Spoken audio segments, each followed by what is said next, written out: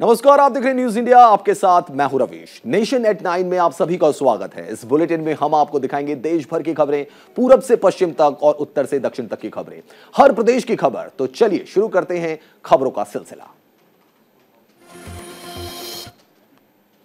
खबरों की शुरुआत करेंगे सबसे पहले राष्ट्रपति द्रौपदी मुर्मू को लेकर। आपको बता दें कि राष्ट्रपति द्रौपदी मुर्मू कल केरल के दौरे पर थी, जहां राष्ट्रपति मुर्मू ने कोच्चि में आईएनएस द्रोणाचार्य को प्रेसिडेंट्स कलर प्रदान किया। राष्ट्रपति द्रौपदी मुर्मू ने आईएनएस विक्रांत का दौरा कर अधिकारियों और नाविकों के साथ बातचीत की। वहीं राष्ट्रपति ने कहा कि स्वदेश निर्मित आधुनिक विमान वाहक पोत भारत के आत्मनिर्भर और इस दिशा में आगे बढ़ने का प्रमाण है। वहीं राष्ट्रपति ने भारतीय नौसेना की पूरी टीम, कोचिन शिपयार्ड लिमिटेड और आईएनएस विक्रांत के निर्माण से जुड़े सभी लोगों को बधाई दी। वहीं उन्होंने विश्वास व्यक्त किया कि आईएनएस विक्रांत हमारे समुद्री हितों की रक्षा करने के लिए महत्वपूर्ण भूमिका निभाएगा। राष्ट्रपति ने कहा कि पिछले 75 वर्षों से युद्ध के लिए तैयार, बहुआयामी और बहुमुखी भारतीय नौसेना ने न केवल हमारे विरोधियों को डरा दिया है और हमारे समुद्री हितों की रक्षा की। अगली खबर नॉर्थ ईस्ट राज्य मिजोरम से है, जहां आज गृह मंत्री अमित शाह आइजोल के पास जोखवा संघ में असम राइफल्स के नए परिसर का उद्घाटन करेंगे। देश के सबसे पुराने अर्धसैनिक बल के जोडिन और खतला में असम राइफल्स के 2 शिविर हैं और जोडिन में एक शिविर को जोखासांग शिफ्ट किया जा रहा है। फरवरी 2019 में केंद्रीय गृह मंत्रालय ने असम राइफल्स को इस साल 31 मई तक अपना मुख्यालय जोखासांग में शिफ्ट करने का निर्देश दिया था। आपको बता दें कि साल 2018 में हुए विधानसभा चुनाव में सत्तारूढ़ मिजो नेशनल फ्रंट का शीर्ष एजेंडा था कि राजधानी आइजोल में स्थित असम राइफल्स के शिविर को जोखासांग शिफ्ट किया जाए। सीएम जोरमथामा ने गृह मंत्री से मुलाकात के दौरान उन्हें सूचित किया था कि असम राइफल्स शिविर के शिफ्टिंग में देरी से राजधानी आइजोल में ढांचागत परियोजनाओं में देरी। अगली खबर दिल्ली से है, जहां दिल्ली पुलिस ने कांग्रेस सांसद राहुल गांधी को नोटिस दिया है। नोटिस में राहुल गांधी से पूछा है कि उन पीड़ितों की डिटेल्स शेयर करें जिन्होंने उनसे शारीरिक शोषण की शिकायत की थी। वहीं दिल्ली पुलिस ने राहुल गांधी के सोशल मीडिया पर लिखे एक स्टेटमेंट पर संज्ञान लेते हुए सवाल करते हुए जवाब मांगा है। आपको बता दें कि श्रीनगर में राहुल ने भारत जोड़ो यात्रा के दौरान एक बयान दिया था, जिसमें उन्होंने कहा था कि मैंने सुना है कि महिलाओं का शारीरिक शोषण किया जा रहा है। राहुल गांधी ने भारत जोड़ो यात्रा के दौरान श्रीनगर में कहा था कि एक विशेष मामले में मैंने एक लड़की से बातचीत की जिसके साथ रेप हुआ था। मैंने उससे पूछा कि क्या हमें पुलिस बुलानी चाहिए, तो इस पर उसने कहा कि पुलिस को मत बुलाओ, मुझे शर्म आ जाए। अगली खबर कर्नाटक से है, जहां बीजेपी अध्यक्ष जेपी नड्डा आज से 2 दिनों के दौरे पर कर्नाटक दौरे पर जाएंगे, जहां वो चित्रदुर्ग और तुमकुरू जिले में पार्टी के कार्यक्रमों में शामिल होंगे। इसके बाद वो थल्लाकेरे में पार्टी की विजय संकल्प यात्रा में शामिल होंगे और शाम को बाइक रैली को हरी झंडी भी दिखाएंगे। इसके बाद वो जनसभा को भी संबोधित करेंगे। 18 मार्च को जेपी नड्डा तुमकुरू और चिकनायक हर्ल में रोड शो करेंगे। दिल्ली रवाना होने से पहले बेंगलुरु में पार्टी की चुनाव प्रबंधन और प्रचार समिति की बैठक में हिस्सा लेंगे। आपको बता दें कि मई में कर्नाटक में विधानसभा चुनाव होने। अगली खबर दिल्ली से है, जहां आज से दिल्ली विधानसभा का बजट सत्र शुरू हो रहा है। बजट सत्र के पहले दिन दिल्ली के उपराज्यपाल विनय कुमार सक्सेना का अभिभाषण होगा। 21 मार्च को विधानसभा में साल 2023-24 का बजट पेश किया जाएगा। दिल्ली में आम आदमी पार्टी की सरकार बनने के बाद से हर साल बजट में बढ़ोतरी देखने को मिली है। सूत्रों के मुताबिक दिल्ली सरकार वित्त वर्ष 2023-24 के बजट में पिछले साल की तुलना में 5% तक का इजाफा करेगी। आपको बता दें कि पहली बार ऐसा होगा जब केजरीवाल सरकार के लिए मनीष सिसोदिया बजट पेश नहीं करेंगे। दरअसल आबकारी नीति मामले में कथित तौर पर भ्रष्टाचार के आरोप में सिसोदिया की गिरफ्तारी और फिर इस्तीफे के बाद कैलाश गहलोत को वित्त मंत्री बनाया गया था। ऐसे में इस साल का बजट कैलाश गहलोत ही पेश करेंगे। अगली खबर भी दिल्ली के मुख्यमंत्री केजरीवाल से जुड़ी हुई है, जहां मुख्यमंत्री अरविंद केजरीवाल ने भलसवा लैंडफिल साइट का कल निरीक्षण किया। इस दौरान सीएम ने कहा कि हर रोज 6,500 मीट्रिक टन कूड़ा उठाना चाहिए, लेकिन इसका निरीक्षण करने पर यह पता चला है कि यहां पर उससे कहीं ज्यादा 9,000 टन कूड़ा उठ रहा है और अब इसे बढ़ाकर 12,000 टन कूड़ा किया जाएगा। मुख्यमंत्री अरविंद केजरीवाल ने कहा कि दिल्ली में पिछले 30 से 35 साल के दौरान कूड़े का बहुत बड़ा पहाड़ बन गया है। इसे हटाने का काम तेजी से चल रहा है। साथ ही गाजीपुर, भलसवा और ओखला लैंडफिल में कूड़े का अंबार लगा हुआ है। 30 लाख मीट्रिक टन कूड़ा हटाया जा चुका है। खबरों में एक बार फिर से रुक करते हैं दिल्ली की ओर, जहां दिल्ली के पूर्व उप मुख्यमंत्री मनीष सिसोदिया के खिलाफ एक और मामला दर्ज हुआ है। दिल्ली सरकार की फीडबैक यूनिट के गठन और उसमें की गई अवैध नियुक्तियों में भ्रष्टाचार को लेकर ये मुकदमे दर्ज किए गए हैं। वहीं इस मामले में सीबीआई ने नवंबर 2016 में एफआईआर दर्ज कर अपनी जांच शुरू की थी और जांच में पाया गया था कि इस यूनिट को बनाने में भ्रष्टाचार किया गया और नियमों को ताक पर रखकर इस यूनिट का गठन किया गया। आपको बता दें कि ये जांच सीबीआई के तत्कालीन डिप्टी सेक्रेटरी विजिलेंस दिल्ली सरकार के एस मीणा की शिकायत पर की गई। खबरों में एक बार फिर से रुक करते हैं दिल्ली की ओर, जहां कथित शराब नीति घोटाला मामले में ईडी ने तेलंगाना के मुख्यमंत्री के चंद्रशेखर राव की बेटी और बीआरएस विधायक के कविता को पूछताछ के लिए बुलाया था, लेकिन खराब स्वास्थ्य का हवाला देकर वो नहीं पहुंची। के कविता ने अपने वकील के जरिए हाजिरी लगाई। अब ईडी ने 20 मार्च को के कविता को फिर से पूछताछ के लिए बुलाया है। बताया जा रहा है कि ईडी के कविता को उनके चार्टर अकाउंटेंट बुच्ची बाबू के सामने बिठाकर पूछताछ करने की योजना बना रही थी। इससे पहले के कविता ने सुप्रीम कोर्ट का दरवाजा खटखटाया और ईडी के सामने पेश होने के समन पर रोक लगाने की मांग की।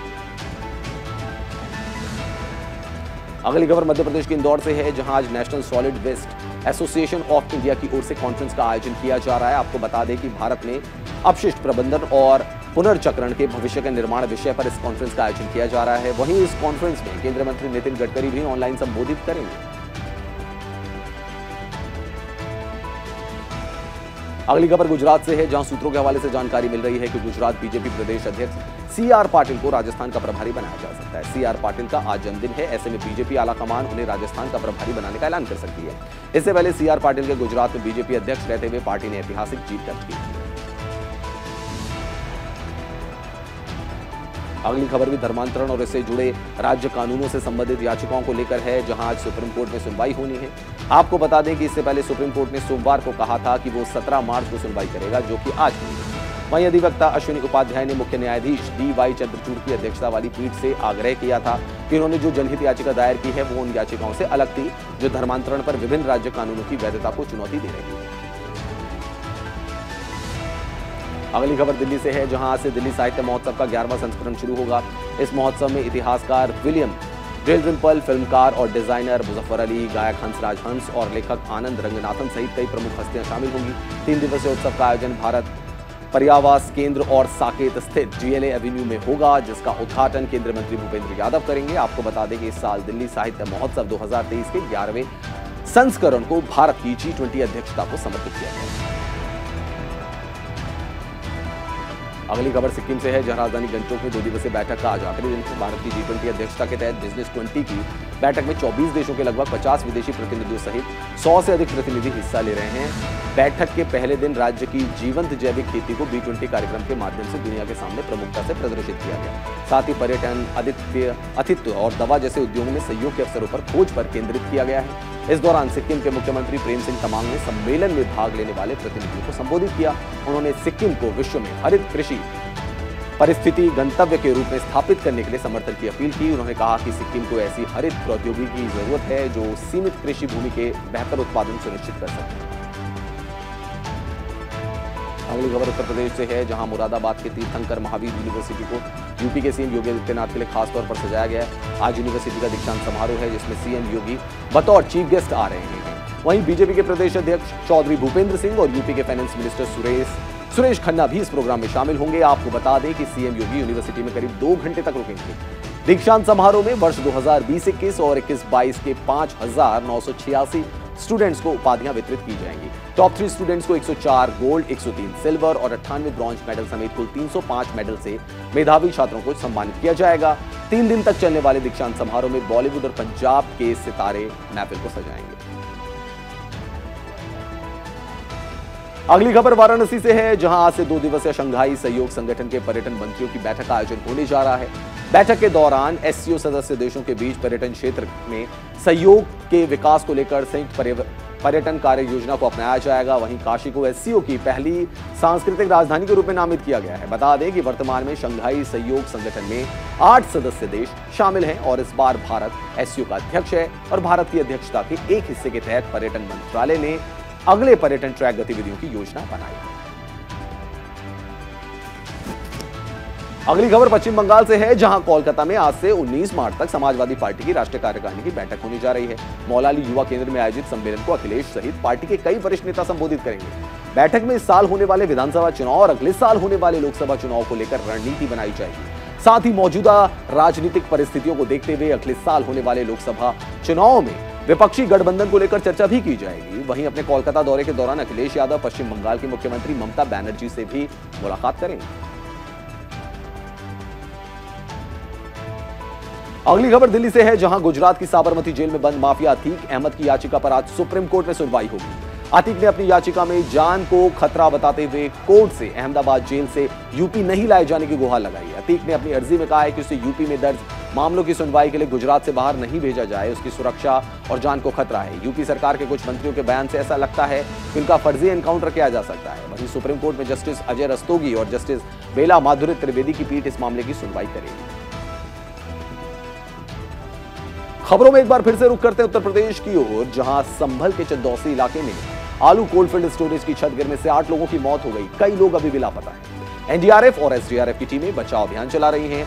वहीं हादसे में अब तक 17 लोगों को बचाया गया है। बचाव अभियान के दौरान खोजी कुत्तों की भी मदद ली जा रही है। वहीं पुलिस ने कोल्ड स्टोरेज के मालिक समेत 2 नामजद लोगों के खिलाफ एफआईआर दर्ज कर ली है। पुलिस ने 4 लोगों को पूछताछ के लिए हिरासत में लिया है। वहीं मुख्य आरोपी अभी भी फरार है, जिनकी तलाश की जा रही है। अगली खबर अरुणाचल प्रदेश से है, जहां भारतीय सेना का चीता हेलीकॉप्टर अरुणाचल प्रदेश के मांडला पहाड़ी इलाके के पास दुर्घटनाग्रस्त हो गया। वहीं हादसे में विमान में सवार दोनों पायलटों के शहीद होने की पुष्टि की गई है। आर्मी के अधिकारियों ने कहा है कि आर्मी सशस्त्र सीमा बल और भारत तिब्बत सीमा पुलिस के 5 खोज दलों को भेजा गया था।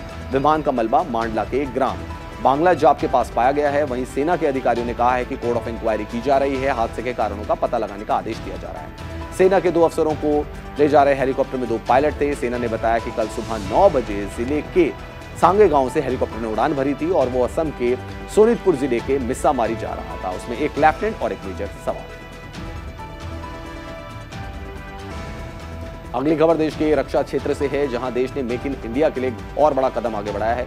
रक्षा मंत्री राजनाथ सिंह की अध्यक्षता में रक्षा अधिग्रहण परिषद की बैठक में भारतीय नौसेना के लिए 60 made in India utility helicopter, marine और ब्रह्मोस सुपरसोनिक क्रूज मिसाइल, भारतीय सेना के लिए 307 ATAGS हॉवित्जर, भारतीय तट रक्षक के लिए 9 ALH ध्रुव हेलीकॉप्टर खरीदने के प्रस्तावों को मंजूरी दी गई। साथ ही भारतीय नौसेना के लिए 60 नए यूटिलिटी समुद्री हेलीकॉप्टर खरीदने की अनुमति दी गई है। सरकार की तरफ से कहा गया है कि रक्षा क्षेत्र में मेक इन इंडिया को बढ़ावा दिया जा रहा है। रक्षा मंत्रालय ने इसके लिए 70,000 करोड़ के ज्यादा सौदों को मंजूरी भी दे दी है।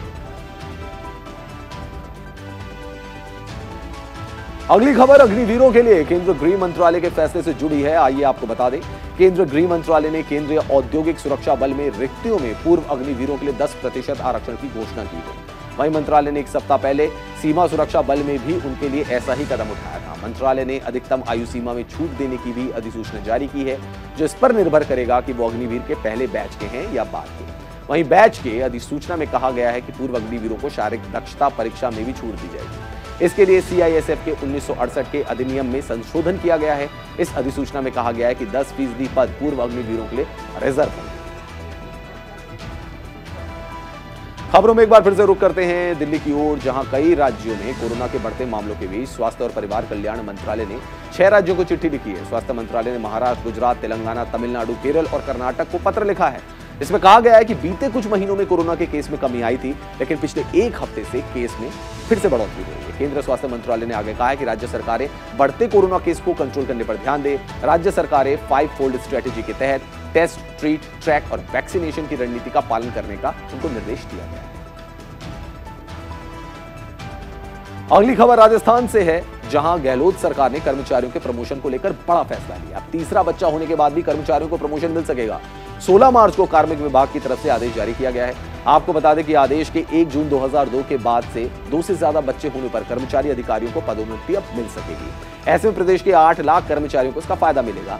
आपको बता दें कि साल 2004 में बीजेपी जब वसुंधरा राजे पहली बार मुख्यमंत्री बनी थी, उस समय यह नियम लागू किया गया था। उस समय सरकार ने किसी भी राज्य कर्मचारी अधिकारी के 1 जून 2002 के बाद तीसरा बच्चा होने पर प्रमोशन को रोकने का फैसला किया था। आपको बता दें कि इस साल के अंत में राजस्थान में विधानसभा के चुनाव होने, ऐसे में गहलोत सरकार का एक कदम काफी अहम माना जा रहा है।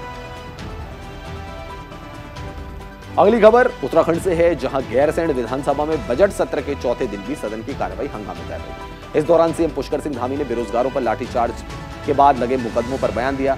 सीएम धामी ने कहा कि भर्ती परीक्षाएं देने वाले सभी युवाओं पर से मुकदमे हटाए जाएंगे। किसी भी युवा के भविष्य से खिलवाड़ नहीं होगा। जिन बेरोजगार युवाओं ने भर्ती परीक्षाओं के लिए अप्लाई किया है, उनके ऊपर से सभी मुकदमे हटाए जाएंगे। वहीं सीएम ने नकल विरोधी कानून पर बात करते हुए कहा कि भर्ती परीक्षाओं का कैलेंडर जारी हुआ, कानून आने के बाद एक भी भर्ती परीक्षा में नकल नहीं हुई। अगली खबर मध्य प्रदेश से है, जहां मुख्यमंत्री शिवराज सिंह चौहान आज बुरहानपुर के शाहपुर में पूर्व सांसद स्वर्गीय नंद कुमार सिंह चौहान की प्रतिमा का अनावरण करेंगे। इसके साथ ही पिछड़ा वर्ग विद्यार्थियों को पोस्ट मैट्रिक छात्रवृत्ति योजना में 300 करोड़ की राशि का वितरण भी किया जाएगा। निर्धारित कार्यक्रम के अनुसार सीएम शिवराज बुरहानपुर जिले में 7 करोड़ 31 लाख की लागत से 3 विकास कार्यों का लोकार्पण और 69 करोड़ 73 लाख की लागत से 7 परियोजनाओं का शिलान्यास भी करेंगे। इस दौरान सीएम शिवराज सिंह चौहान ग्रामीण आजीविका मिशन से जुड़ी दीदियों को ट्रैक्टर एवं स्कूटी की चाबी भी सौंपेंगे। साथ ही सामाजिक न्याय और निःशक्त जल कल्याण विभाग की तरफ से दिव्यांगों को कृत्रिम अंग भी वितरित किए जाएंगे। मुख्यमंत्री निःशक्त शिक्षा प्रोत्साहन योजना में जो लाभार्थी हैं उनको लैपटॉप भी प्रदान किया जाएगा। खबरों में रुख करते हैं हरियाणा का, जहां ई ट्रेडिंग को टेंडरिंग को लेकर मनोहर सरकार को विरोध का सामना करना पड़ रहा है। सरपंच अपनी मांगों को लेकर अड़े हुए हैं। इस कड़ी में हरियाणा सरपंच एसोसिएशन आज विधानसभा का घेराव करने जा रहे हैं, जिसमें पंचकुला के शालीग्राम रोड से चंडीगढ़ विधानसभा का घेराव करने के लिए प्रदेश भर से सरपंच चंडीगढ़ की ओर कूच कर रहे हैं। आपको बता दें, सरपंचों की मांग पर सीएम मनोहर लाल ने घोषणा की थी कि सरपंच की वित्तीय शक्ति बढ़ाने के साथ साथ सरपंच के वेतनमान में बढ़ोतरी की जाएगी, लेकिन इस घोषणा के बावजूद सरपंच अपनी मांग को लेकर अड़े हुए हैं। अगली खबर भी हरियाणा से है, जहां पर मुख्यमंत्री मनोहर लाल ने प्रदेशवासियों को 2 नई योजनाओं की सौगात दी है। मनोहर लाल की तरफ से व्यापारी क्षतिपूर्ति योजना और दयाल उपाध्याय परिवार सुरक्षा योजना की शुरुआत की गई। यही नहीं, सरकार ने व्यापारियों के लिए न्यास भी बनाया है, जिसमें सरकार और व्यापारी मिलकर काम करेंगे। मुख्यमंत्री ने कहा कि जीएसटी कलेक्शन से हमारे व्यापारियों ने शानदार सहयोग किया है। शुरू में जीएसटी का विरोध हुआ, लेकिन आज वही जीएसटी कारगर साबित हुआ है। जीएसटी से आज का व्यापार जो है सुगम हो गया है। बता दें कि अक्सर काम करते करते लोगों को आकस्मिक दुर्घटना का सामना करना पड़ता है। ये योजनाएं उस मुश्किल वक्त में काम आई। अब बात नॉर्थ ईस्ट के राज्य असम की कर लेते हैं, जहां हिमंता बिस्वा शर्मा सरकार ने वित्त वर्ष 2023-24 के लिए 935.23 करोड़ रुपए का घाटे का बजट पेश किया। वित्त मंत्री अंजिता नियोग ने विधानसभा में बजट पेश करते हुए कहा कि राज्य सरकार 2 लाख से ज्यादा बेरोजगार युवाओं को रोजगार देने के लिए 5,000 करोड़ रुपए का निवेश करेगी। उन्होंने कहा कि अगले वित्त वर्ष में राज्य सकल घरेलू उत्पाद यानी जीएसडीपी 5.5 लाख करोड़ रुपए रहने का अनुमान है, जो 2021-22 में 3.93 लाख करोड़ रुपए। पूरे राज्य में 3000 किलोमीटर नई सड़कों के साथ गुवाहाटी के पास रिंग रोड बनाने का प्रावधान किया गया है। आदिवासी समुदाय को सरकारी नौकरियों में 3% आरक्षण की घोषणा की गई है। वहीं सीएम शर्मा ने बजट को ऐतिहासिक और पीएम मोदी को असम के लिए उनका विजन भी बताया है। अगली खबर महाराष्ट्र से है, जहां उप मुख्यमंत्री देवेंद्र फडणवीस और उनकी पत्नी अमृता फडणवीस ने एक महिला के खिलाफ पुलिस ने एफआईआर दर्ज कराई है।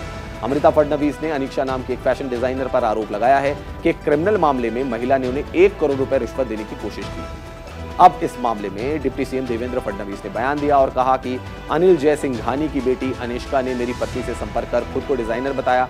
उन्होंने कहा कि इसने पिता को गलत केस में फंसाया गया है। इस पर अमृता ने इसे चिट्ठी लिखने को कहा, लेकिन इसने कहा कि ये पिता को छुड़ाने के लिए 1 करोड़ रुपए देने के लिए तैयार है, जिसके बाद अनीक्षा ने कई और भी डिमांड की। अगली खबर भी महाराष्ट्र से जुड़ी हुई है। शिंदे गुट और उद्धव गुट के विवाद पर सुप्रीम कोर्ट ने सुनवाई पूरी कर ली है और याचिकाओं के एक बैच पर सुप्रीम कोर्ट की संविधान पीठ ने आदेश सुरक्षित रख लिया है। आपको बता दें कि चीफ जस्टिस डीवाई चंद्रचूड़ की अध्यक्षता वाली 5 न्यायाधीशों की पीठ ने 9 दिनों तक दोनों पक्षों और राज्यपाल कार्यालय के वकीलों को सुना। इस दौरान उद्धव कैंप ने शिंदे की बगावत और उनकी सरकार के गठन को गैरकानूनी बताया। दूसरी तरफ शिंदे खेमे ने कहा कि विधायक दल में टूट के बाद राज्यपाल ने फ्लोर टेस्ट का आदेश देकर सही किया था। सुनवाई के दौरान राज्यपाल कार्यालय के लिए पेश सॉलिसिटर जनरल तुषार मेहता ने कहा कि एक गठबंधन में चुनाव लड़ने के बाद दूसरे गठबंधन के साथ सरकार बनाने से शिवसेना में आंतरिक मतभेद था और यही पार्टी में टूट की वजह थी। खबरों में एक बार फिर रुख करते हैं कर्नाटक की ओर, जहां मई में होने वाले विधानसभा चुनाव को लेकर कांग्रेस आज उम्मीदवारों के नाम का ऐलान कर सकती है। कांग्रेस की केंद्रीय चुनाव समिति की बैठक में उम्मीदवारों के नामों की घोषणा हो सकती है। दरअसल कर्नाटक में मई में चुनाव होने हैं और कांग्रेस चुनाव को लेकर तैयारी में जुटी हुई है। कांग्रेस के दिग्गज नेता लगातार प्रदेश का दौरा कर रहे हैं और आगामी 20 मार्च को कांग्रेस के पूर्व अध्यक्ष राहुल गांधी चुनाव प्रचार के लिए बेलगावी जा रहे हैं। वहीं इससे पहले 9 मार्च को कांग्रेस के शीर्ष नेताओं ने विजयपुरा में निर्वाचन क्षेत्रों के लिए टिकट वितरण पर विचार विमर्श किया था। खबरों में अब रुख करते हैं आंध्र प्रदेश की ओर, जहां मुख्यमंत्री जगन मोहन रेड्डी ने सामाजिक आर्थिक सर्वेक्षण 2022-23 जारी किया। विधानसभा के सीएम चैम्बर में जारी किए गए सामाजिक आर्थिक सर्वेक्षण के बारे में जानकारी देते हुए योजना सचिव विजय कुमार ने बताया कि प्रगति के क्षेत्र में आंध्र प्रदेश नंबर 1 है। पिछले वर्ष की तुलना में 1.18 लाख करोड़ रुपए की वृद्धि के साथ 13.17 करोड़ रुपए की जीएसडीपी दर्ज की गई है। राज्य ने कृषि में 13.18%, उद्योगों में 16.36% और सेवा क्षेत्र में 18.91% की वृद्धि दर्ज की। अगली खबर केरल से है, जहां विधानसभा में हंगामे के बाद कार्रवाई स्थगित कर दी गई। वहीं दूसरी तरफ विधानसभा अध्यक्ष के ऑफिस के बाहर सत्ता पक्ष और विपक्ष के विधायकों में हुई झड़प मामले पर कांग्रेस नेता वीडी सतीशन का कहना है कि हमने कोई उकसावे की कार्रवाई नहीं की है। एडिशनल चीफ मार्शल ने सीपीएम के गुंडे की तरह व्यवहार किया था। आपको बता दें कि यूडीएफ विधायकों और विधानसभा सुरक्षा कर्मचारियों के बीच हाथापाई हुई, जिसके बाद केरल विधानसभा की कार्रवाई 15 मिनट में समाप्त की गई। कांग्रेस के नेतृत्व वाले विपक्ष ने 2 विधायकों और कुछ वार्ड कर्मचारियों के खिलाफ कार्रवाई की मांग की, जिन्होंने विपक्षी महिला विधायकों के साथ दुर्व्यवहार भी किया। अगली खबर तमिलनाडु से है, जहां धर्मनगरी में बीते एक पटाखा गोदाम में आग लग गई। वहीं आग लगने से 2 लोगों की मौत हो गई और एक शख्स गंभीर रूप से घायल हो गया। आग की सूचना के बाद मौके पर फरार ब्रिगेड ने कड़ी मशक्कत के बाद आग पर काबू पाया। वहीं पुलिस अब गोदाम में आग लगने के कारणों की जांच कर रही है। सीएम स्टालिन ने मृतक के परिवारों को 3 लाख रुपए और घायलों के लिए 2 लाख रुपए का मुआवजा देने की घोषणा की।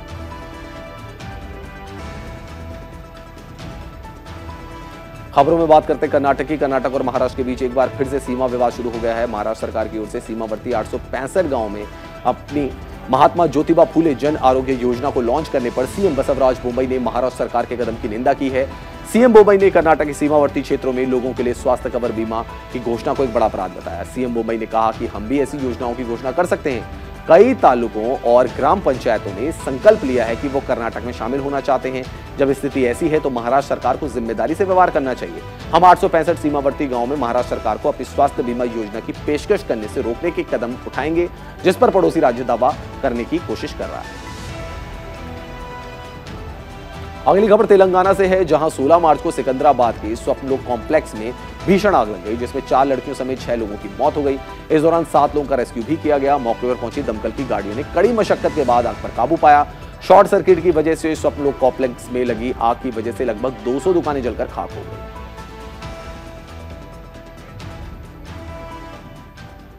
तो नेशन@9 में फिलहाल इतना ही। देश और दुनिया की बाकी खबरों के लिए देखते रहिए न्यूज़ इंडिया।